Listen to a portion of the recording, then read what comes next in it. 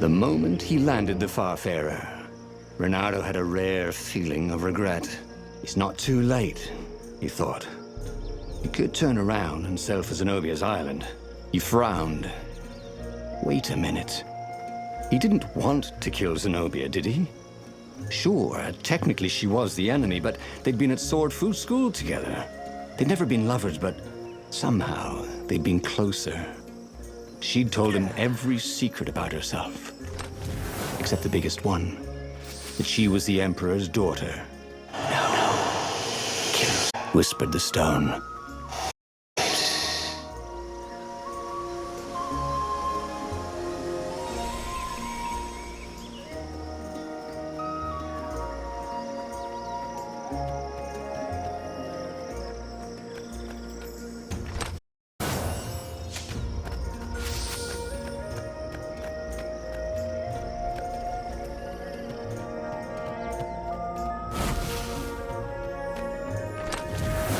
This one contained nothing but unmatched gloves. And something more useful.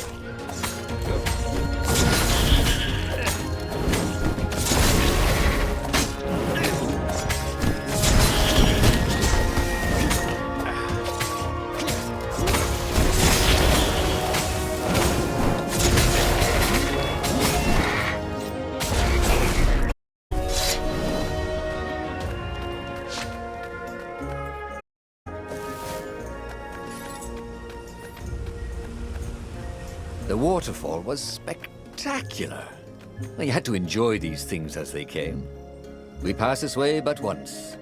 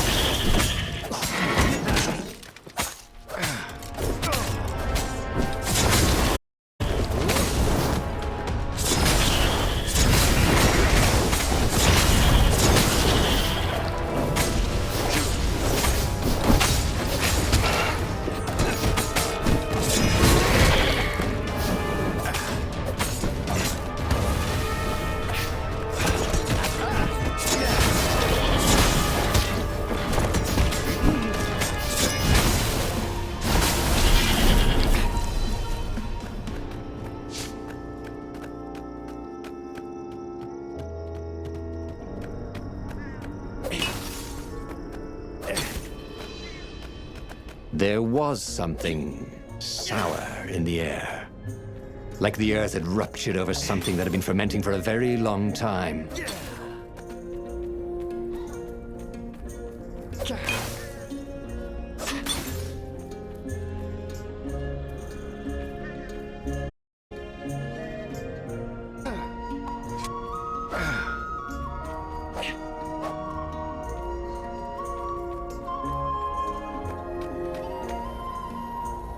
You almost never saw wild gogglers together like this.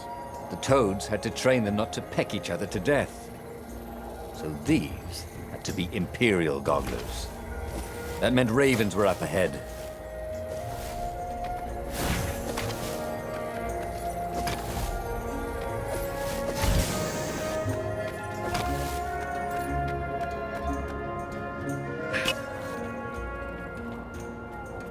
The stone hadn't lied about him. With each raven he cut down, he felt a jolt of power flowing into his arm. "You're weak," whispered the stone. "The call will kill you." "Are you afraid of it?" "No, don't be ridiculous," it chuckled. But it's unstable. It will poison you if so much as carry it, and if you try to use it, it will explode catastrophically. Renato did not trust rocks that talked in his head. He went onwards.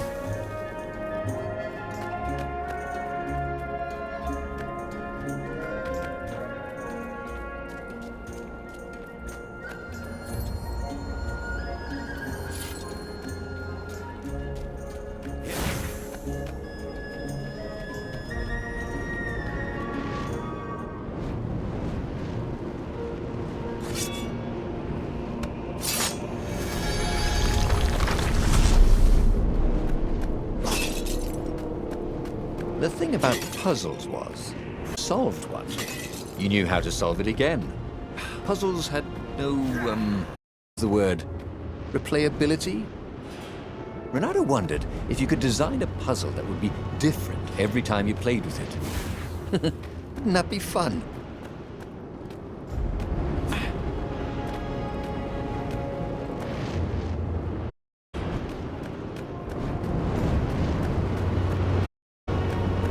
Oh, look! Fracking.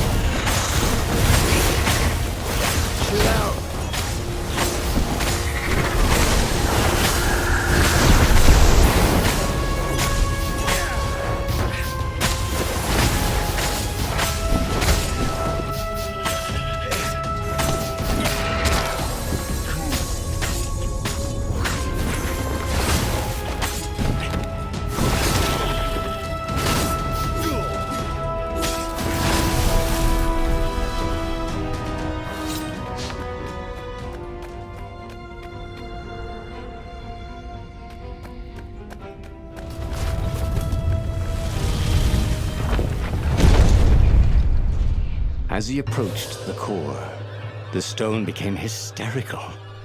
It's too much power. We'll rip a hole in space and time. He had a sudden vision of plunging his gauntlet into the core and dying in anguish. That wasn't his vision, was it? The stone had sent him its darkest fears, hadn't it? He had a sudden impulse to do exactly that. He raised his right fist and plunged it into the core. There was a rush of light. He thought he could hear the stone screaming. And then he passed out. When Renato came to, the core was gone. But the Iblis stone was no longer black, but glowing with a blue light. And it was silent. "I can't hear you," he sang out, and "You?" It didn't answer. He had defeated the demonic gem with the power of his mind. He felt invincible. It was time to attack the Imperial outpost on the Nexus. Take the battle to the enemy. But among the huge crystals, there was also an observatory. A wise man would probably ask the scientists exactly what he had first. How wise was he? As the Farfarer sailed towards the next,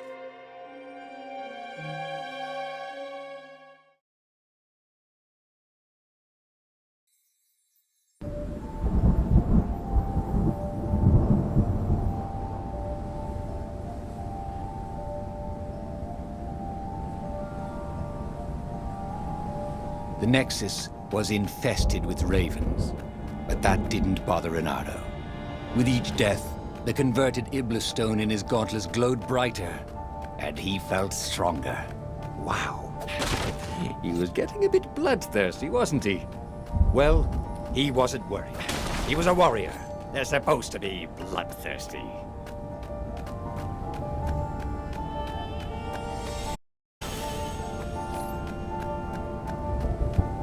Hey!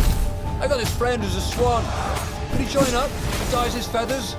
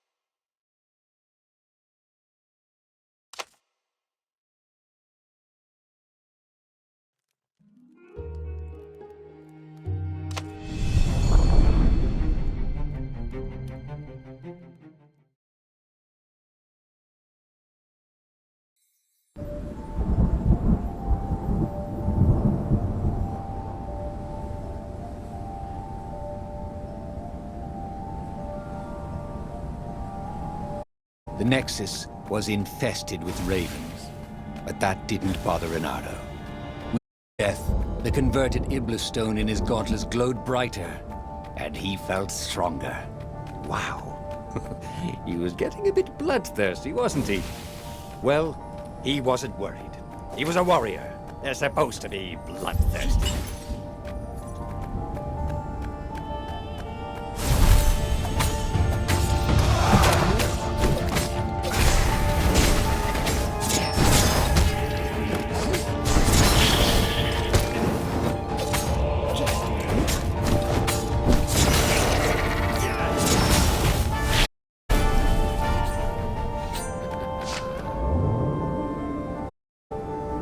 This thing really needed a roof.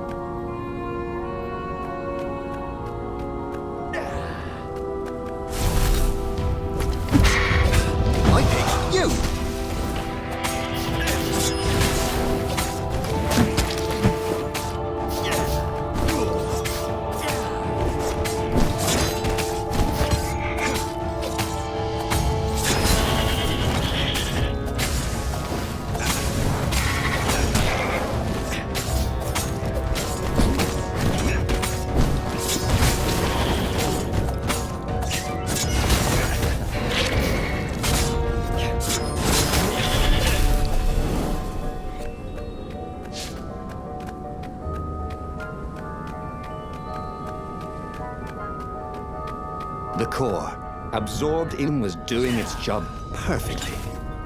Renato could feel a little eldritch jolt every time he downed a raven, but then it flowed into the glowing stone the way water flows down the bed. It all felt perfectly natural, as if all his life, this was what he had been meant to do.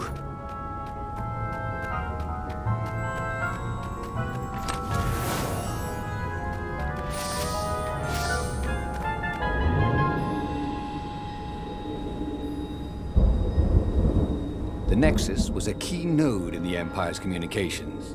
From here, he could cut the ravens off from all communications with the palace.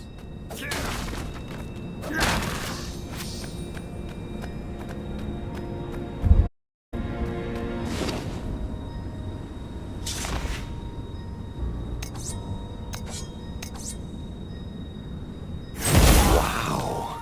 The sword felt even colder.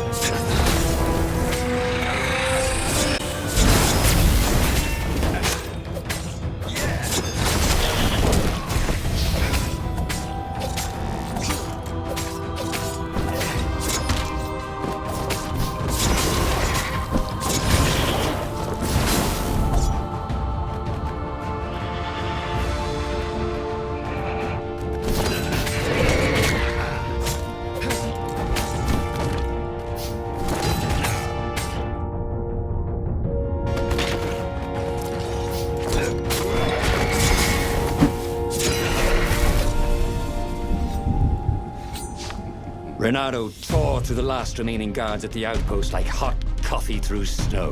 There was a far speaker toad here. He called the council speaker. He knew she would be thrilled, and she was. She wanted him to come back to base. They had plans to discuss, and a medal to give him. A large, golden medal. Great, said Renato. Let's talk about can kill. Then the fire speaker again. Oh, Renato, He said, if you get sick of slaughtering second-rate birds in the Nexus, I'm waiting for you in the mountains. Zenobia. She missed him. She loved him. Once she saw how awesome he'd become, maybe she'd join.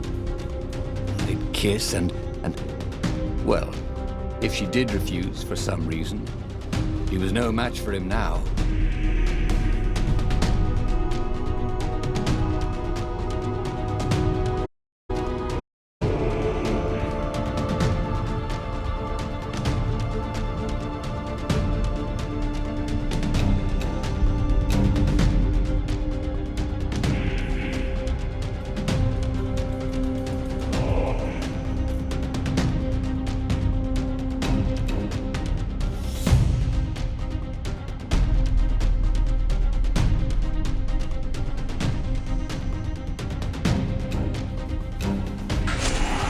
Zenobia was taunting him. No doubt she hoped to lure him into a trap. Well, he was nobody's sucker. Especially not hers.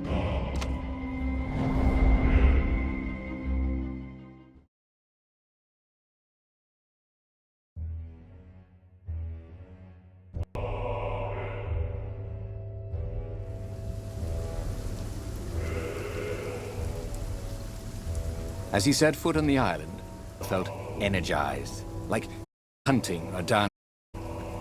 Then he smelt it, the stench of ravens. it was a good thing he was here too, before they tripped the secret base. He was really saving the Council Toad's bacon, so to speak.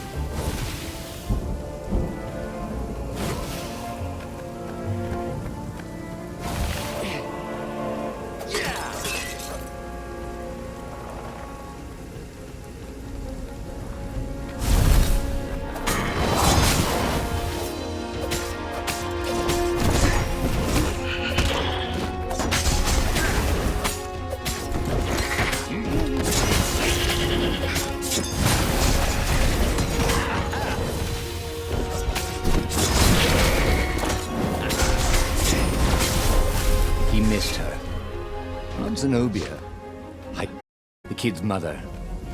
Renato had never thought he'd date a librarian. He'd always figured himself for the barmaid type. But then, he'd never figured the library of Ubar would have comic books, or that Hypatia would know anything about them. He...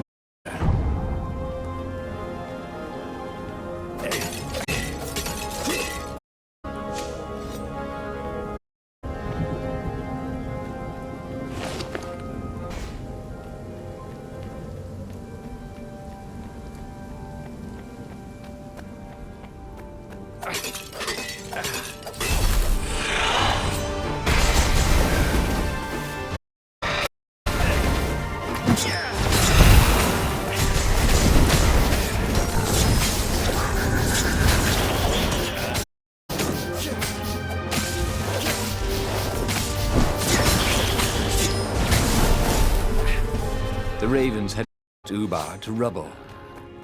Renato chuckled at the idea that it was now the secret rebel base.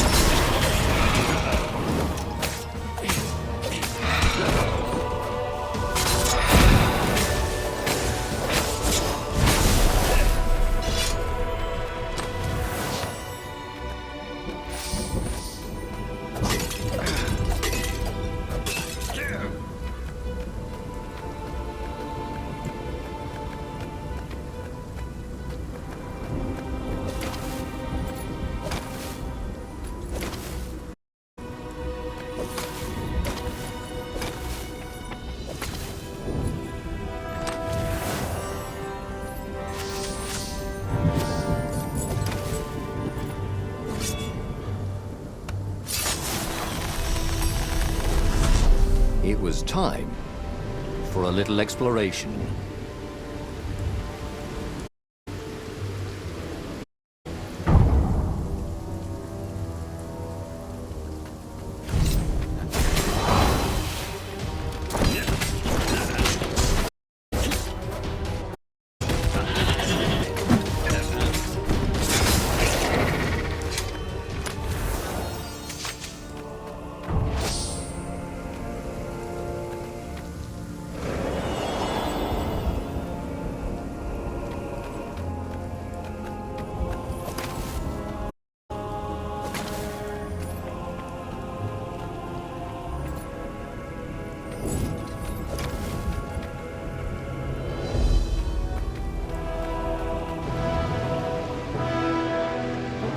Imagine getting a horse up in one of these things.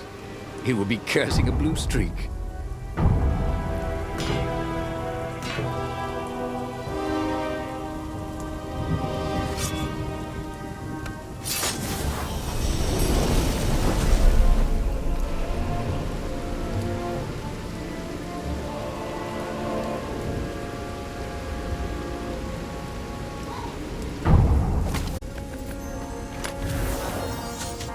The rock felt hot in his hand. He could feel its power.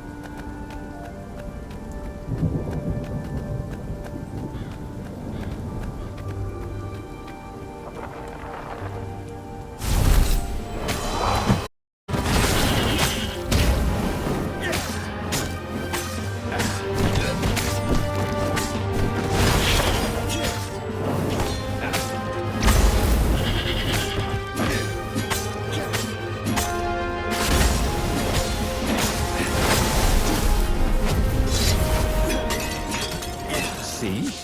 Renato was a hero of the revolution. He deserved a medal. Soon, he deserved every medal they had, and hopefully one big medal ceremony in front of everybody with trumpets so everyone could know what he'd accomplished.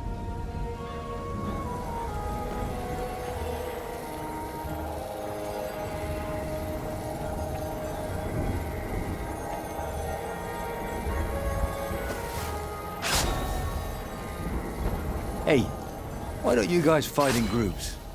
Oh, I know. Because there's no I in team.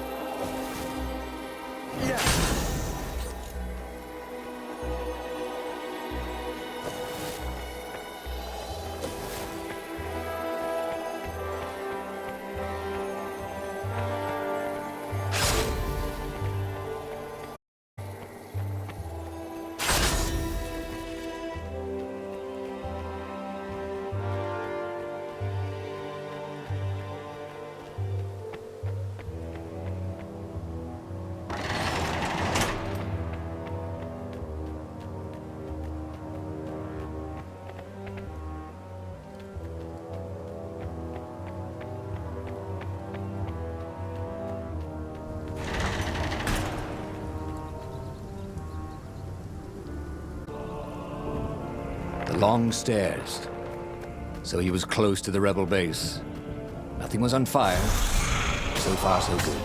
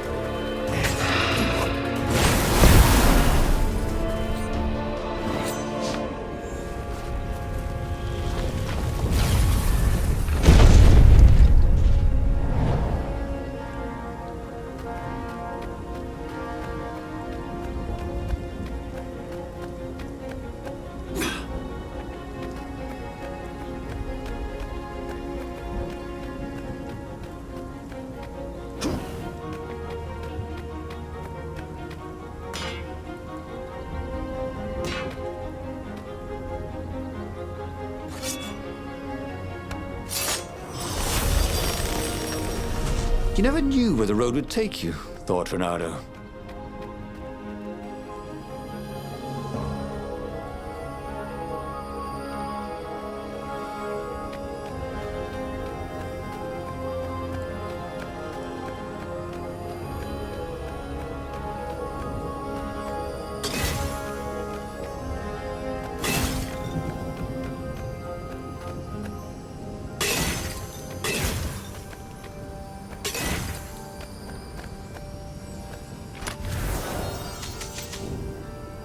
Magical jewel.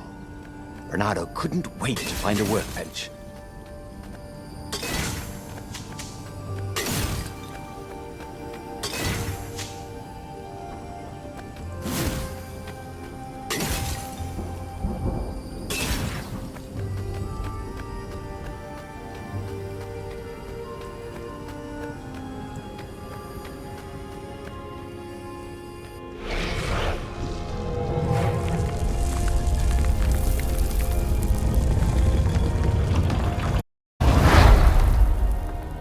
Inside the rebel base, Renato was invited to the council speaker's private chambers.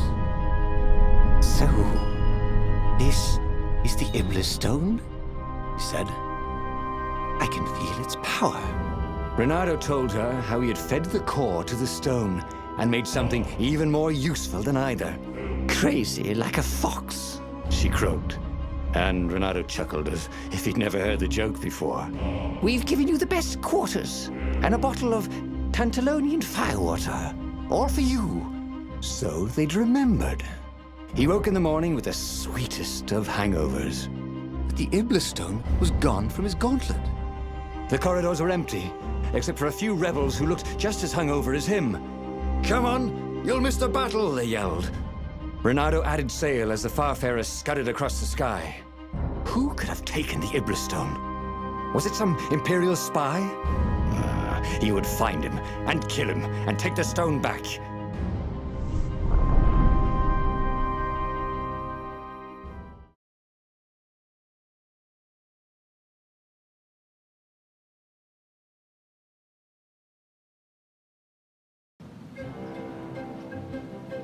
Renato had a bad taste in his mouth.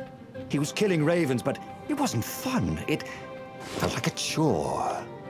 Renato hated chores. As a fox kid, he'd gone hungry rather than clean his room. He still didn't clean his room, he just moved house every few years. Who had the Iblis Stone anyway? Up ahead, he could hear screaming and croaking and cawing. But who was winning?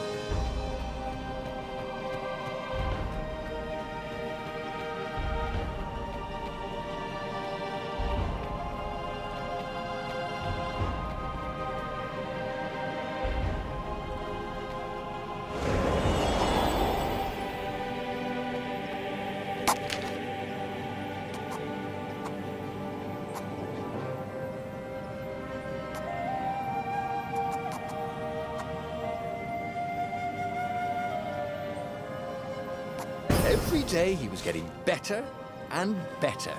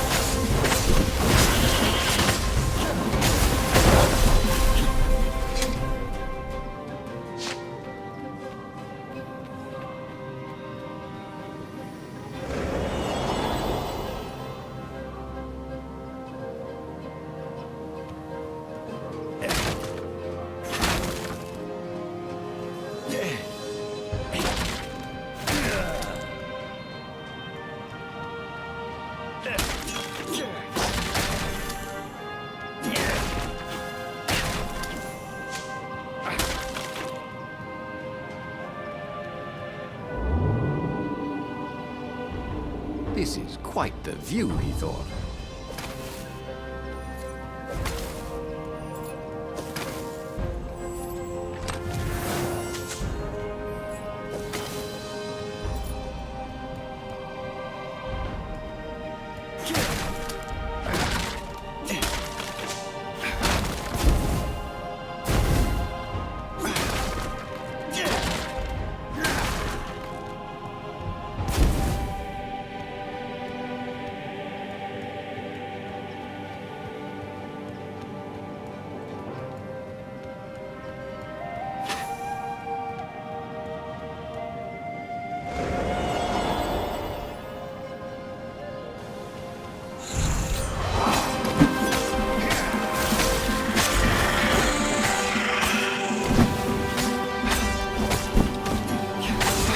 Renato hoped the other end of this portal wasn't suspended over the abyss.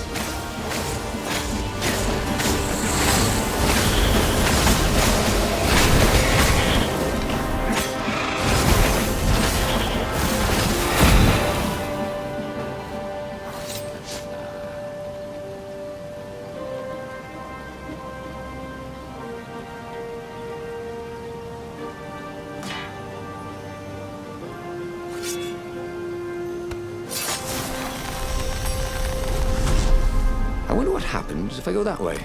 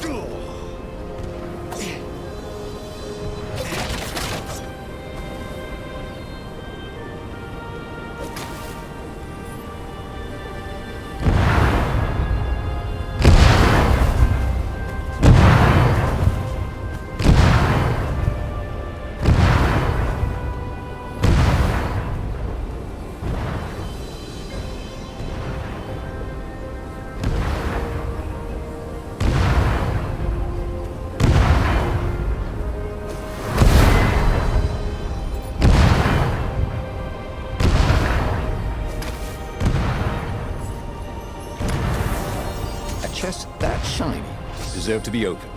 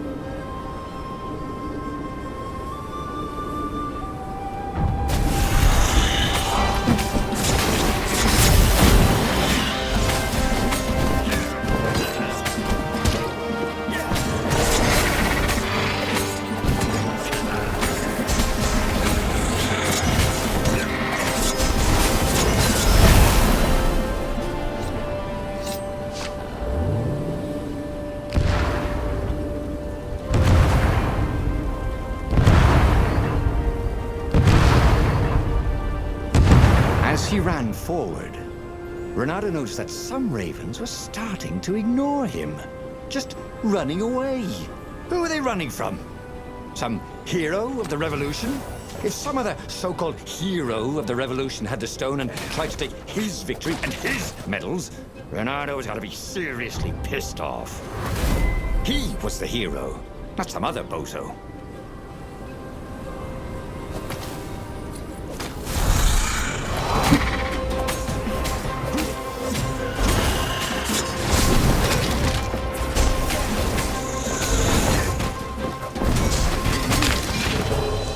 Renato did not feel well. In fact, he felt dead.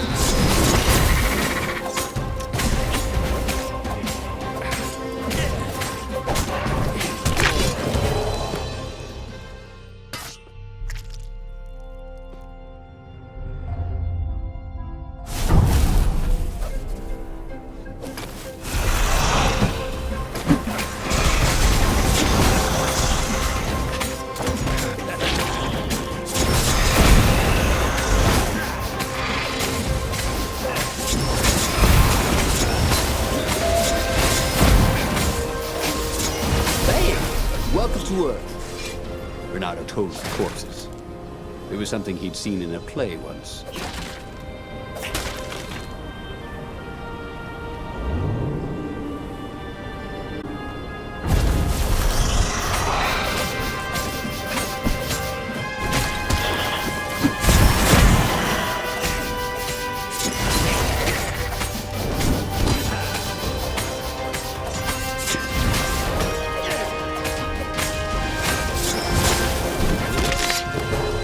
I should go, he thought.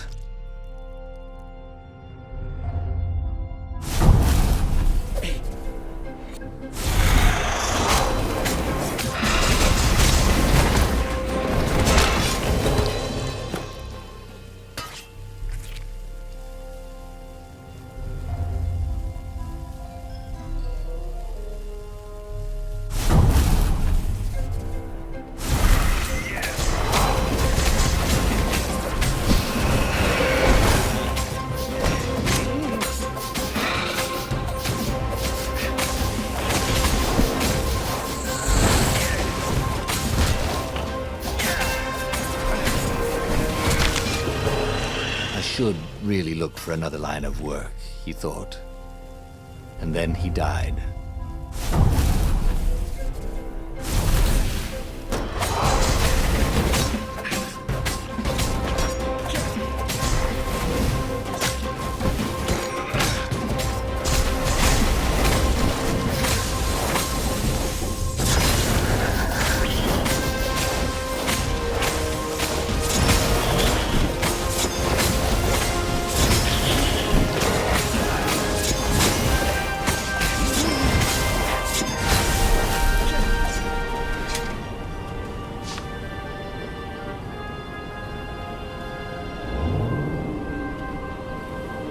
There was an inscription, no spitting.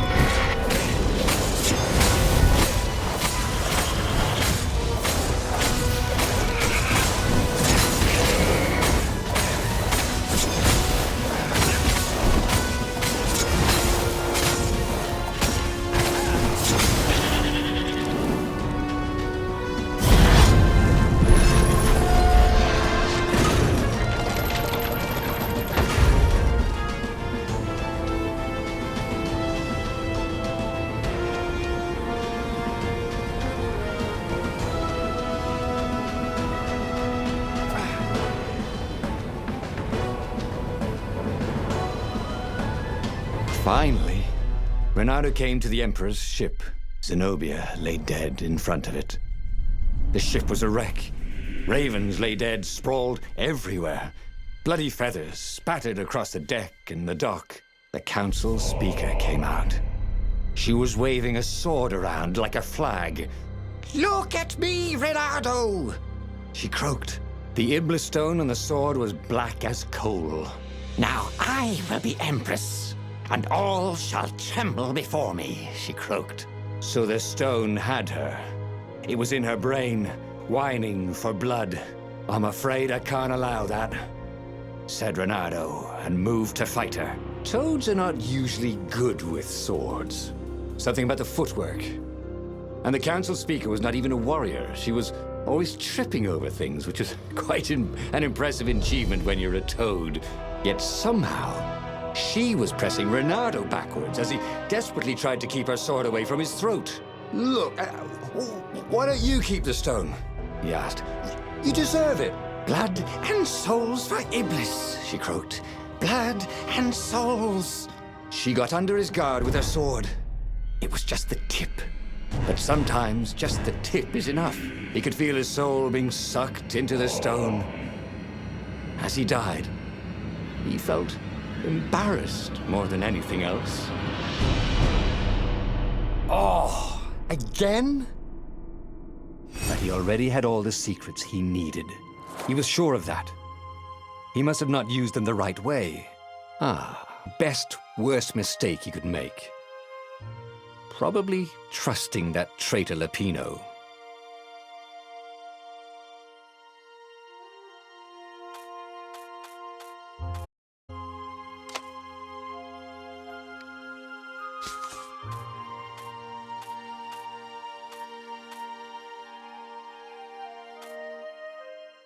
The book is fluttered to the beginning once again.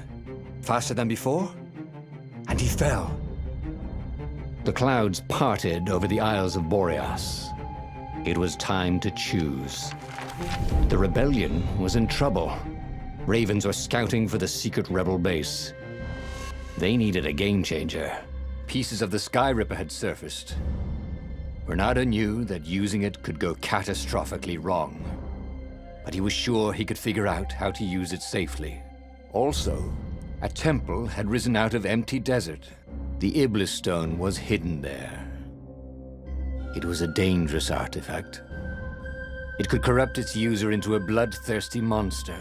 Maybe he could find a way to use it, to take its power without surrendering to its wickedness. And also, his old friend Lapino needed rescuing. Of course, Renato had a pretty strong suspicion that Lapino had betrayed the rebellion. And he had a gut feeling that he needed to use that to his advantage. Renato finally realized that Lapino was a traitor to the cause. And maybe Renato could use that somehow.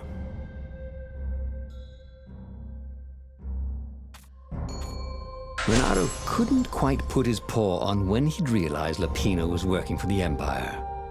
He'd never exactly seen Lapino sending coded messages to the palace, but he was sure. The rabbit had been on too many disastrous missions where he was the only survivor, or where he accidentally missed getting on the boat that went down to the abyss in flames. If Renato could prevent Lapino from getting back to the fleet with all the intelligence he'd probably gathered, it might be worth the trip.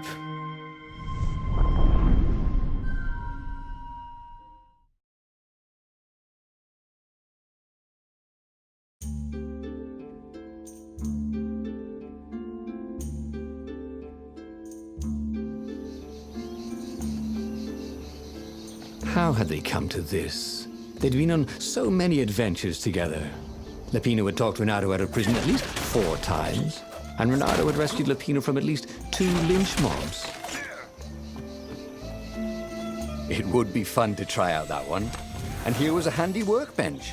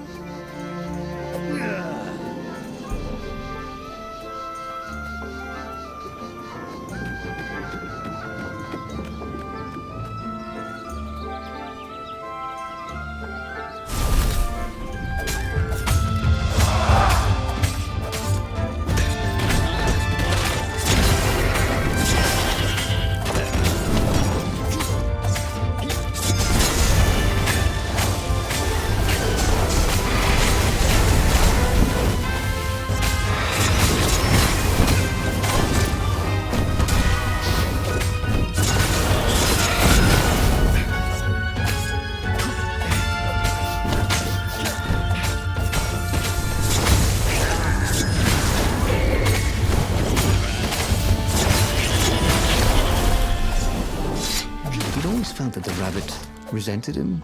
Lupino was hilarious because he was so down on himself and everyone else. But behind the laughs, he wasn't a happy camper. Ooh, was this payback? Or did the Empire have his little white tail in a vice?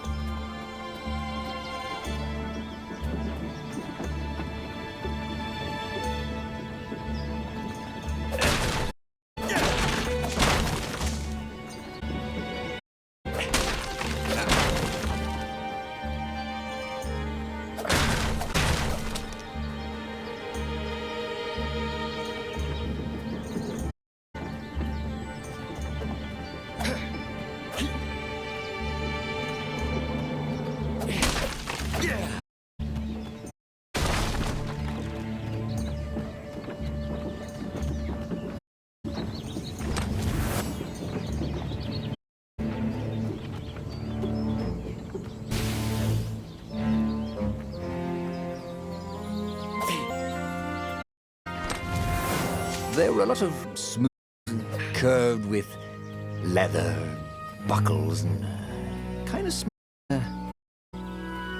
You know what? Never mind. Yes, there was also ore and useful stuff. Let's focus on that, shall we?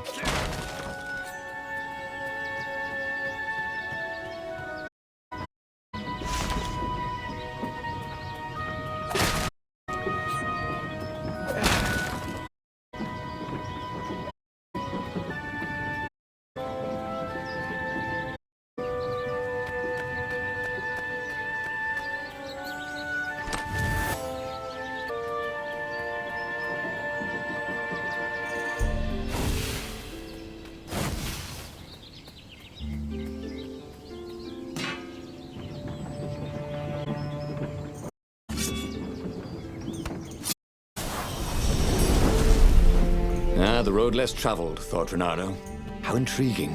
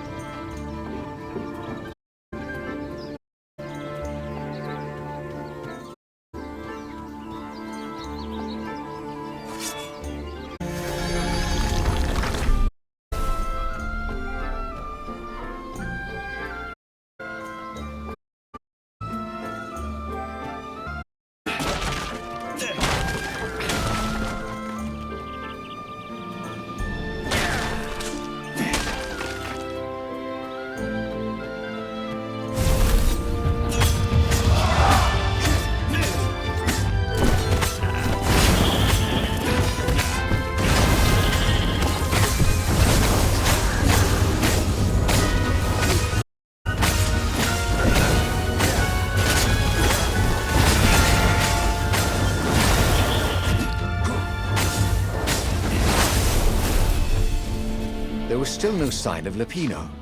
Not a hair, not a pellet. Was he hiding in the cemetery further down the road? That didn't seem like him.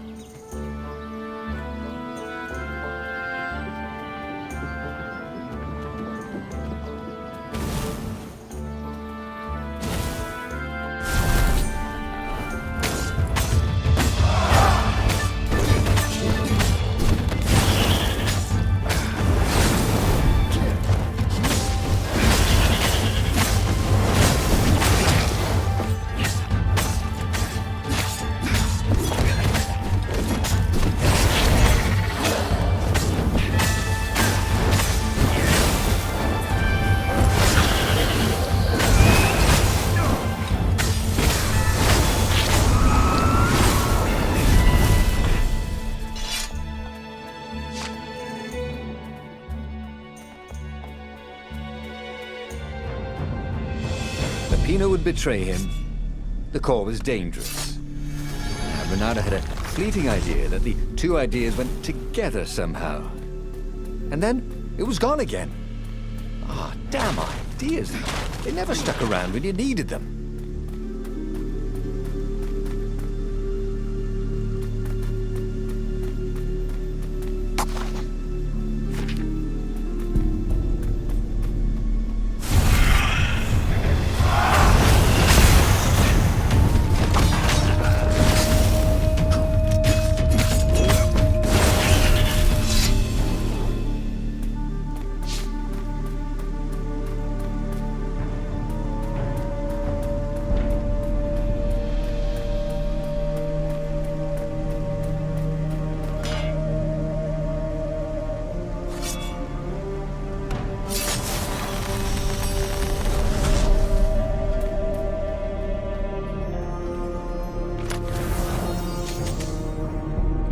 Not everyone knew how to use magical gems.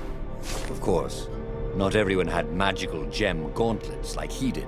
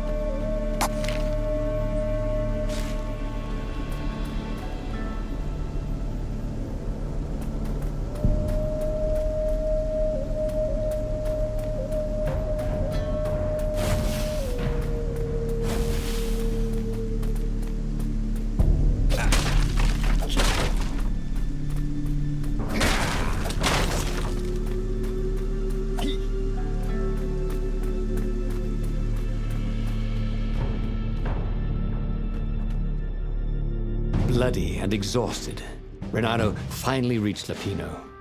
The rabbit was practicing shuffling his favorite deck. Oh, I am. The ravens are coming. Now, I got a clever plan to kidnap Zenobia. Renato wanted to clap shackles on the rabbit and shout, "You're a traitor, and I'm not falling for it." But if there was one thing Renato was sure of, it was that the core of the Sky Ripper was dangerous mostly to its user. If he could put it in the Emperor's hands, old Isengrim III might blow himself and his fleet up with it. Yes, that was it.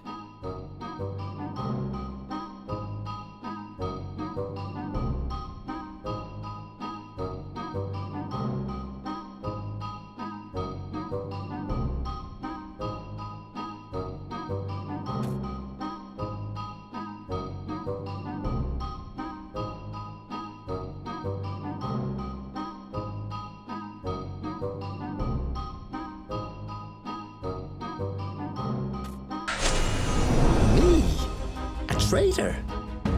I'm hurt, said Lupino. Why ever would you say that? We found your code book, said Renato. They hadn't, but he hoped Lupino would blow his cover. You got me, said Lupino. And you know what? I don't regret a thing. It's always about you, isn't it? You're the pretty hero. You get the girl, you get the medal, and what do I get? Rabbit food. I thought you liked rabbit food. Go to hell, said Lupino. And he made a gesture. And 20 ravens came out of nowhere and stabbed Renato to death. He had tried something bold and paid the price for it.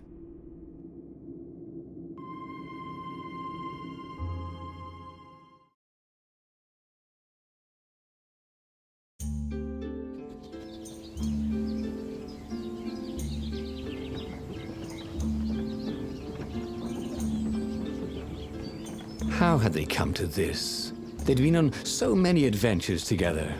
Lupino had talked Renato out of prison at least 4 times, and Renato had rescued Lupino from at least 2 lynch mobs.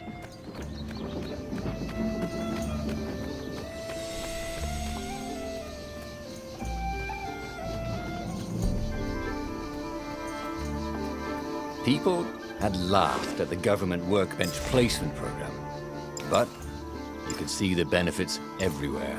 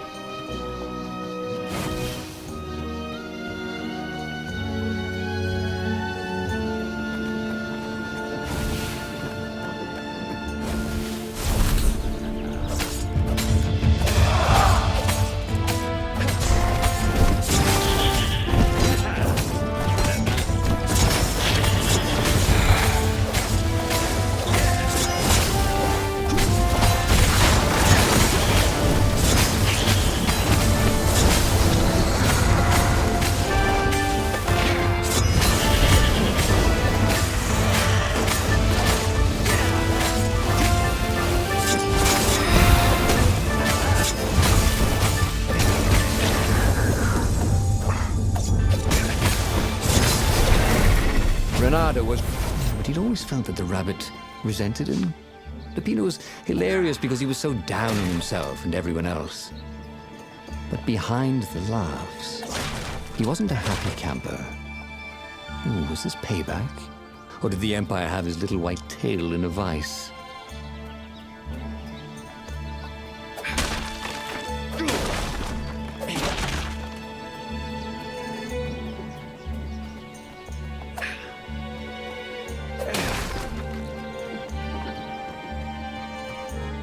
You guys ever wonder why the Imperial Ravens are always hiring?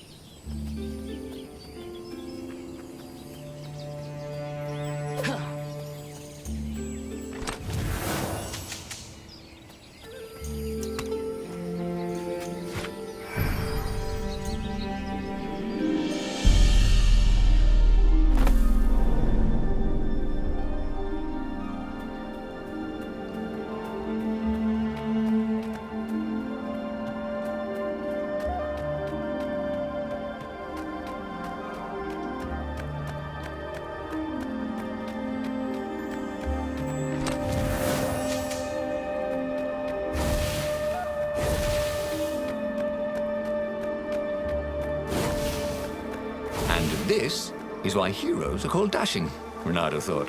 See? Dashing? Get it?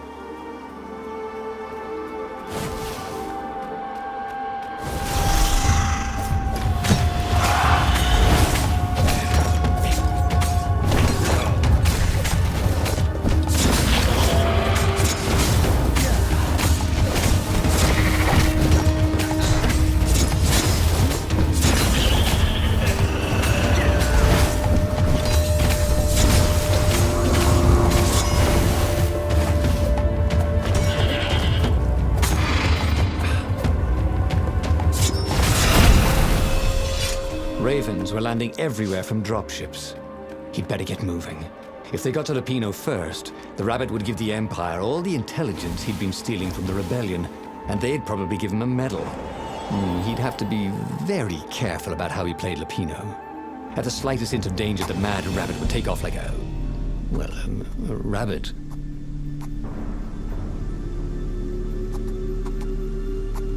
Cool. Wish I could do that.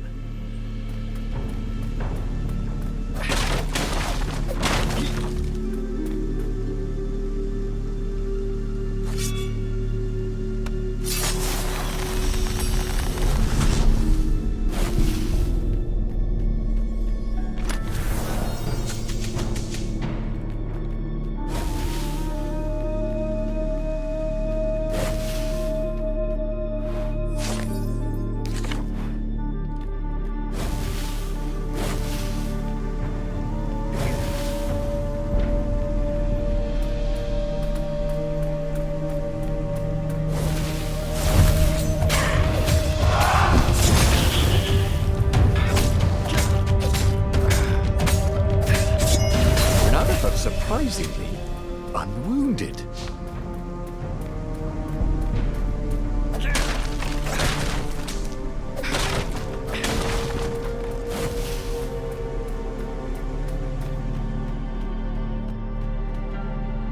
Bloody and exhausted, Renato finally reached Lapino. The rabbit was practicing shuffling his favorite deck. Oh, I am. The Ravens are coming. Now, I got a clever plan to kidnap Zenobia. Renato wanted to clap shackles on the rabbit and shout, "You're a traitor, and I'm not falling for it." But if there was one thing Renato was sure of, it was that the core of the Sky River was dangerous mostly to its user. If he could put it in the Emperor's hands, old Isengrim III might blow himself and his fleet up with it. Yes, that was it. Renato felt like a real hero.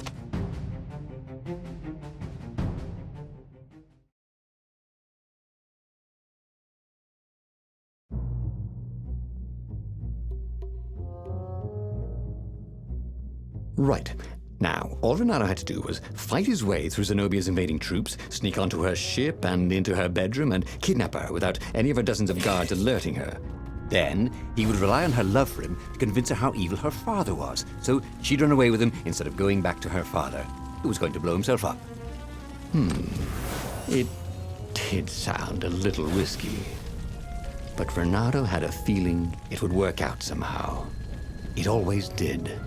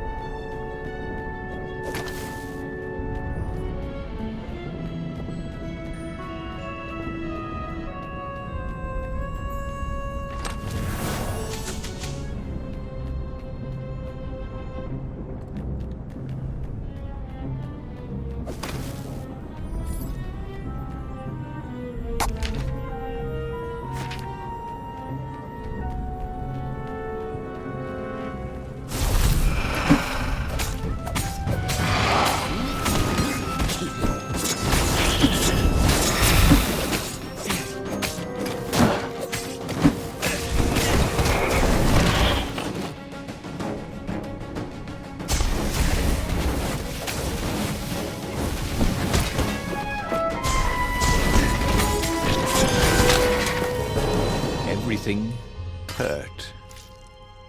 And then it didn't.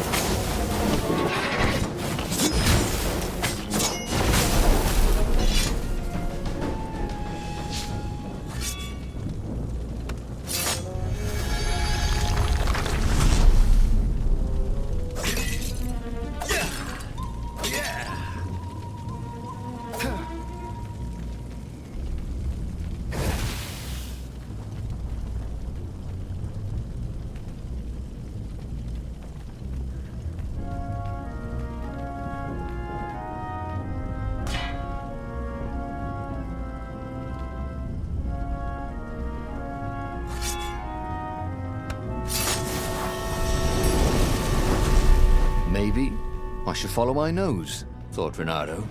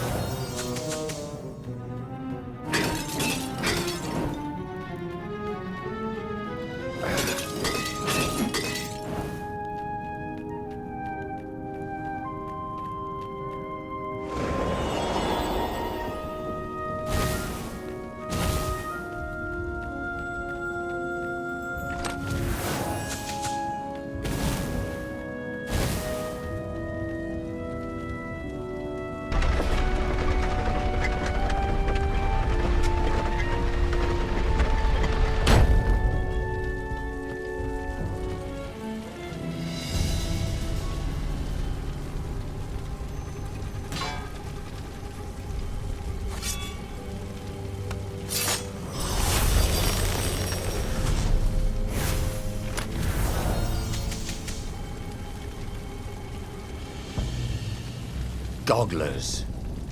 Renato hated gogglers. It was almost impossible to sneak past them. If one didn't spot you, another one would.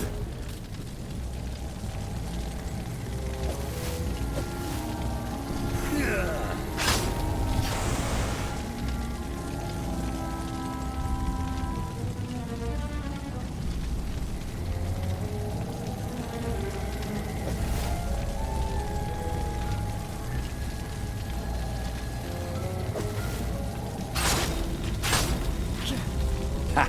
Bet you never saw that coming.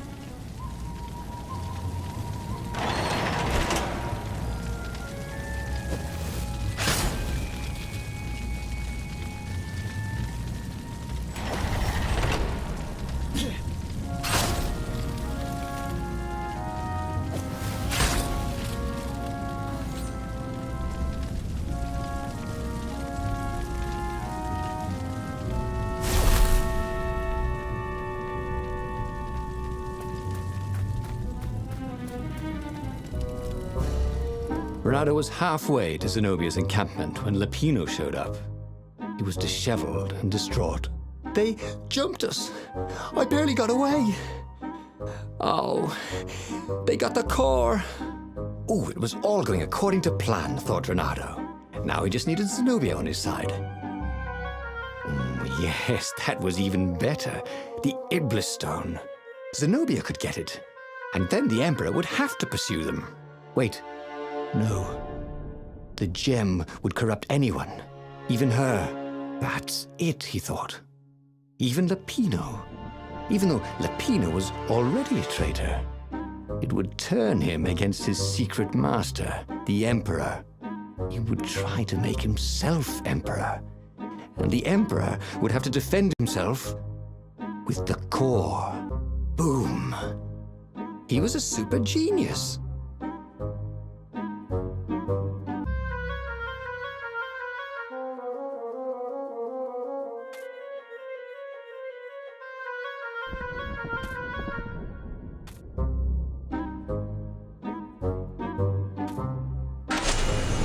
And so, Renato set about getting himself captured by Zenobia to turn her against her father.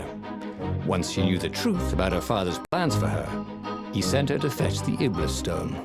Unfortunately, once she had it, the Iblis stone took hold of her. In a rage, she decided to assassinate her father and become empress. Renato pursued her to the final battle to stop her becoming evil. Zenobia slew the emperor, Lupino shot Zenobia, Renato killed Lupino.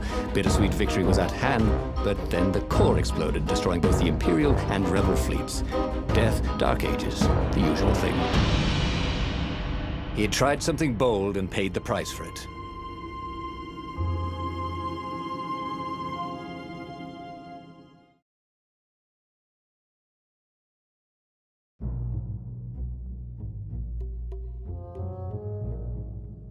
Right. Now, all Renato had to do was fight his way through Zenobia's invading troops, sneak onto her ship and into her bedroom, and kidnap her without any of her dozens of